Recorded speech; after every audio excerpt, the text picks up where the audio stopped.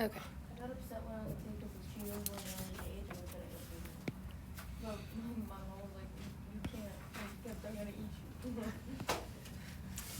you. Okay, these say to write a formula for the function and then use the formula to find the indicated value of the function. So the height h of an equilateral triangle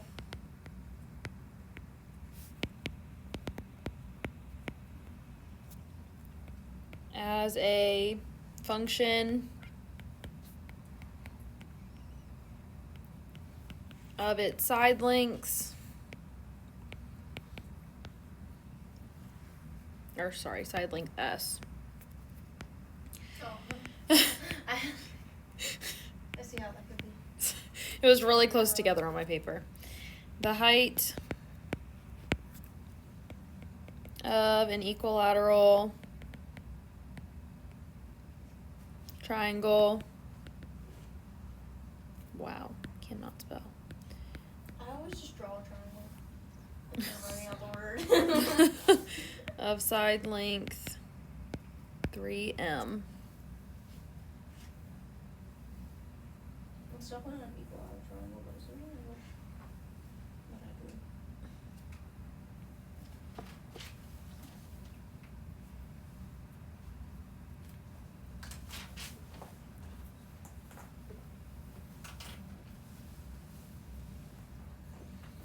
All right, so equilateral triangle means what? All the sides are the same. Close enough. So all the sides are the same. Oh, mine is definitely an equilateral, but we're calling it. Mine isn't either, but it doesn't matter. So then we have the height here.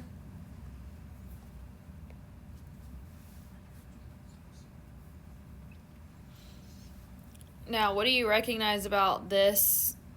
It's a right triangle. What kind? It's a special. Which kind? Right one. What kind? It's a Is it side side height.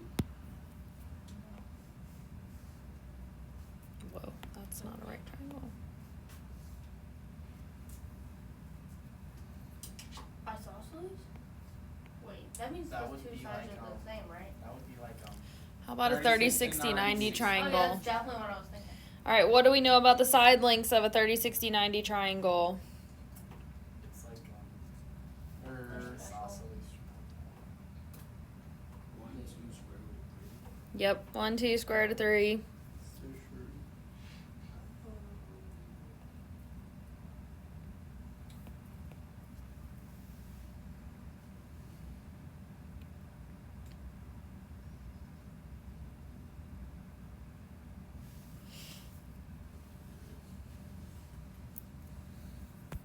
So we know that this chunk right here is half of S.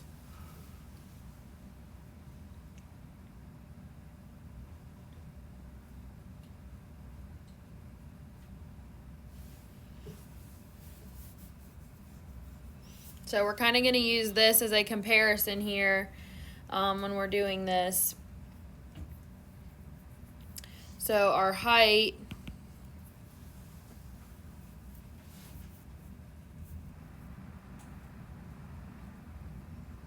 needs to be basically half of this. So it's going to be the square root of 3 over 2 times S.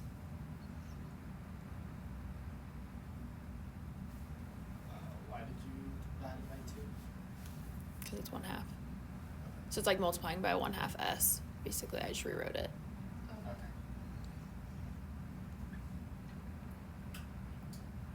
And we know that this would be the square root of 3 on the side. So that's where part of where H is coming from.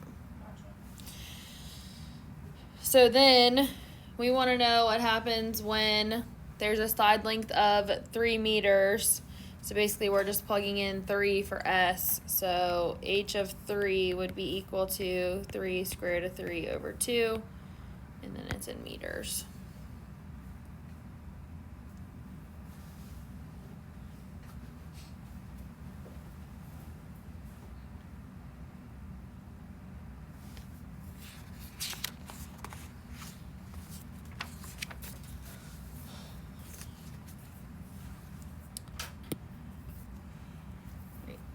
4, same instructions. The volume V of a sphere as a function of the sphere's radius r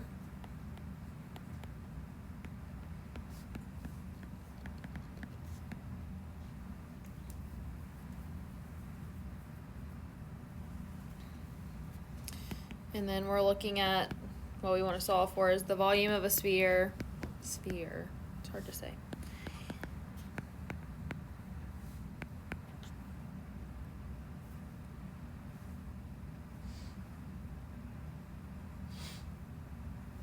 of radius 3 centimeters.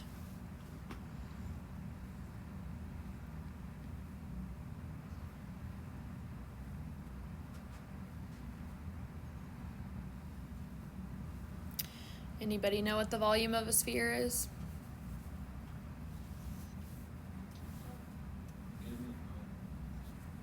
Some of the formula.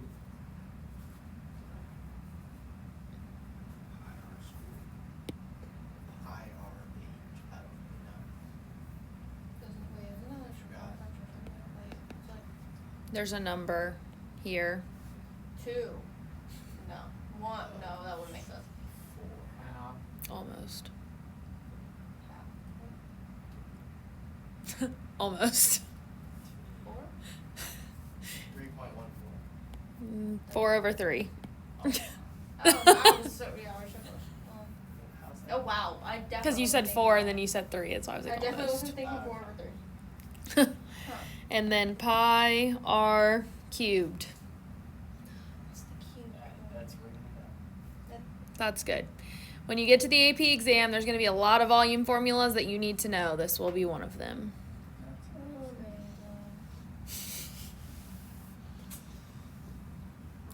So this one's a little easier because they already gave us the formula. We didn't have to like go through and try to figure it out. So we just plug in 3. So 4/3 pi times 3 cubed ends up being 36 pi centimeters cubed.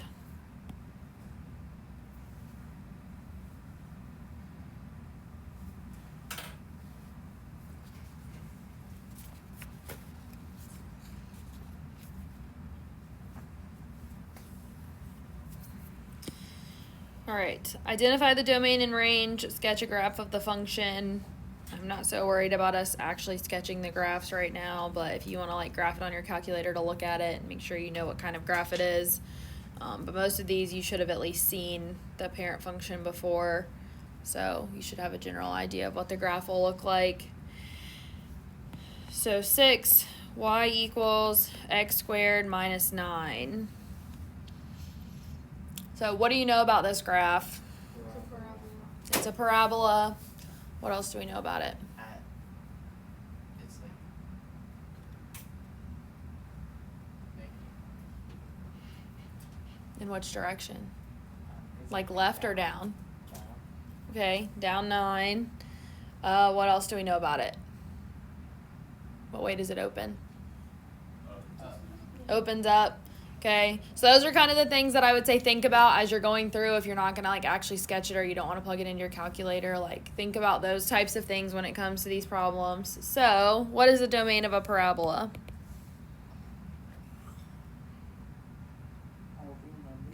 All real numbers. So you can write this or the book will write this typically. So either one is fine. They mean the same thing.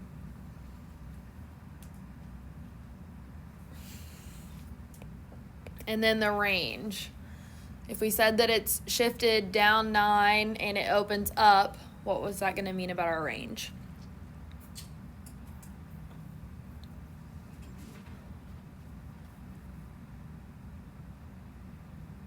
Like close bracket, -9 to infinity.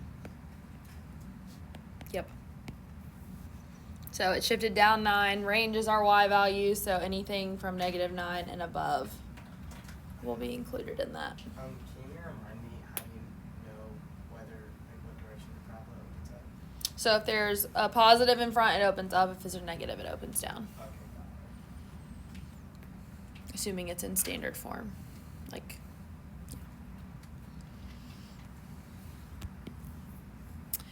let's see, 8. Y equals negative square root of negative x.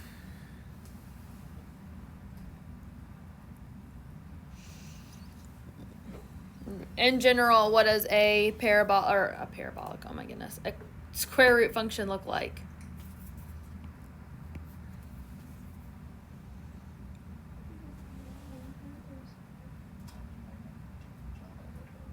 Hmm? Like a U. A U? Like a parabola? No, So let's think about the domain first on this one. What cannot be inside of a square root? a negative. A negative, okay?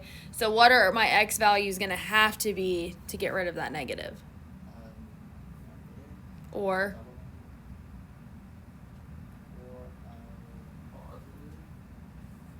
positive is going to make it negative inside. Negative number or 0. or 0. Okay? So, in general, ignoring everything else, a square root function looks like that. Okay? Because x can't be negative. Okay? Now, in this situation, it's going to be flipped, and it's actually flipped like more than once because of the double negative on it. But just so you generically know what it looks like, I would say, you probably don't know what this graph looks like exactly. That would be a good time to get your calculator out and look at what that graph is supposed to look like so that you get familiar with it. But we said that we need either negative numbers or 0 going in here because that's going to get rid of our negative inside. So what does that make our domain?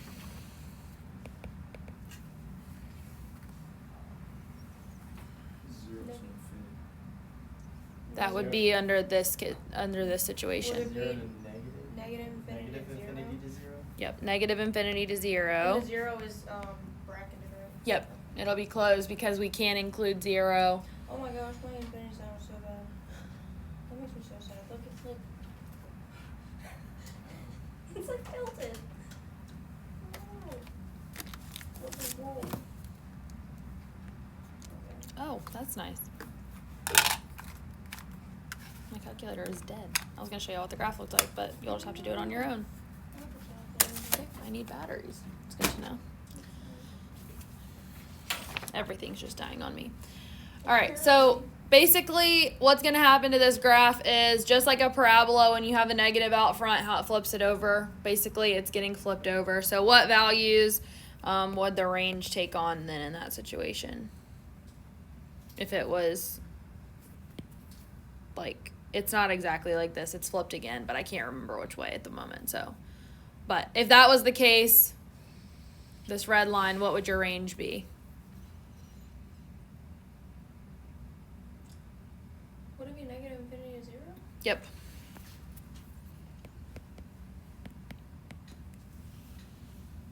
And we would be including 0 still with that one. Okay.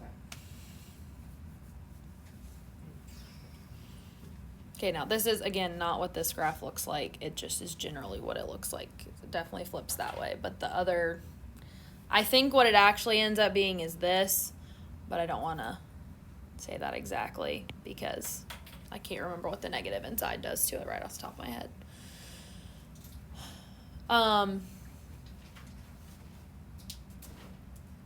Although plugging in points, that would be where it goes. But anyways, you can do that one on your calculator later if you're so inclined. 12. We've got y equals 1 plus 1 over x squared.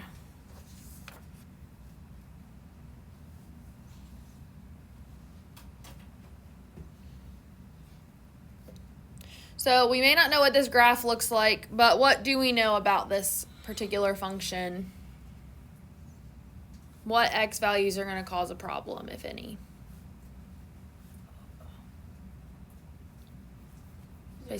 Yep, 0. Is anything else going to cause a problem?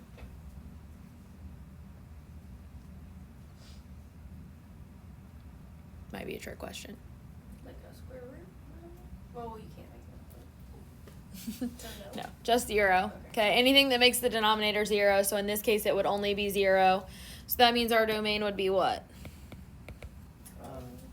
Like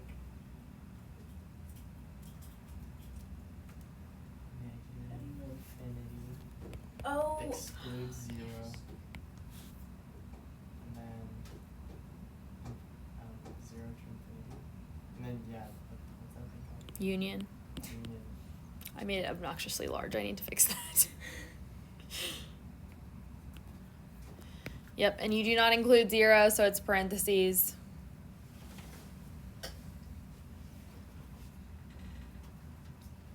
I straight up forgot you could do 2, and I was trying to in my brain fit that into like 1. Oh, and I was like, oh wait, I don't know how to do that. Now with the range, okay, in general, when you have something that's outside of the function, so how this has like this +1, okay, anything like that, it goes the same direction as the sign, and that's what takes it up and down. Okay, so I know you don't know a whole lot about this, but this function is going to end up being 1 to infinity. If I could graph it for you, I would, but at the moment I cannot. So, again, if you're super interested, you're more than welcome to look it up. But if all else failed and you didn't have a calculator, say you got to the AP exam, you had a question like this, you're like, I don't know what that graph looks like, and you don't have a calculator, plug in a couple points and just see what's happening with the graph. Plug in like 0 and 1 or -1 if you're not sure, and just see what happens with it. And that'll kind of tell you. All right, well, the bell's about to ring, so we'll save the last little bit for tomorrow, and then you'll have some time to work on it after that.